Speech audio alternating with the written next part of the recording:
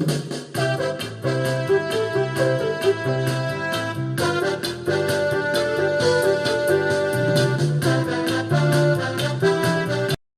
मुलांनो, तुमच्या आवडत्या संजय सरांच्या गोष्टींच्या शाळेत तुमचं मनपूर्वक स्वागत. मुलांनो, आज आपण ऐकणार आहोत एक सुंदर प्रेरणादायी गोष्ट. चला तर मग कान देऊन ऐका आजची सुंदर गोष्ट. गोष्टीचं नाव आहे वेळेची बँक. एका गावात अथर्व नावाचा मुलगा राहत होता.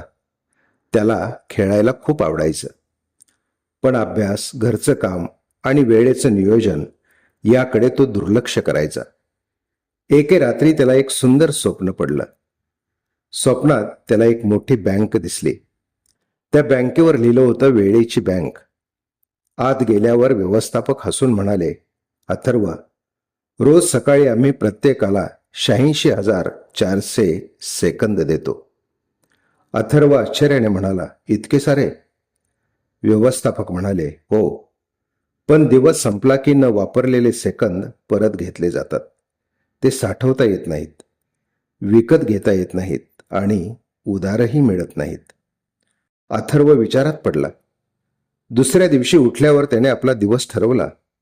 तो वेळेवर उठला, आईला मदत केली, मन लावून त्याने अभ्यास केला, मित्रांसोबत खेळलाही, खूप मजा केली. रात्री झोपताना त्याला खूप आनंद झाला. तो म्हणाला, वेळ हीच माझी खरी संपत्ती आहे. मुलांनो, त्या दिवसापासून तो प्रत्येक काम वेळेवर करू लागला. त्याचे गुण वाढले, खेळातही पुढे गेला आणि सर्वात महत्त्वाचं म्हणजे तो आनंदी राहू लागला. मुलांनो, आजच्या गोष्टीचं तात्पर्य आहे, वेळ ही जगातील सर्वात मौल्यवान संपत्ती आहे. तिचा योग्य उपयोग करणारा माणूसच यशस्वी होतो. मुलांनो, तुम्हीही आपला वेळ वाया न घालवता काहीतरी चांगलं काम करत राहा. कारण पैसे हरवले तर पुन्हा मिळू शकतात, पण गेलेला वेळ कधीच परत येत नाही. मुलांनो, गोष्टी संपतात, पण त्यातून मिळालेला विचार आयुष्यभर सोबत राहतो. पुन्हा भेटू संजय सरांच्या गोष्टींच्या शाळेत. तोपर्यंत आनंदी राहा आणि हो, रोज नवीन काहीतरी शिकत राहा. रोज नवीन काहीतरी शिकत राहा. धन्यवाद.